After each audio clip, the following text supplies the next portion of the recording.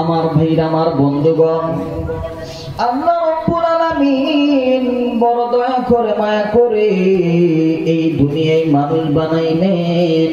মানুষ বানায়া গোটা বিশ্ব মানবতার মধ্যে ঘোষণা দিয়ে বললেন, ওয়া মা খালাকাতুল জিন্না ওয়াল ইনসা ইল্লা লিয়াবুদুন।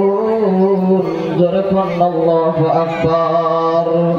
আল্লাহ ডাক দিয়ে বললেন, আমি আল্লাহ জিন জাতি এবং মানব জাতিকে সৃষ্টি করেছি আমি রবের দাসত্ব আনুগত্যের জন্য, আমি রবের ইবাদতের জন্য।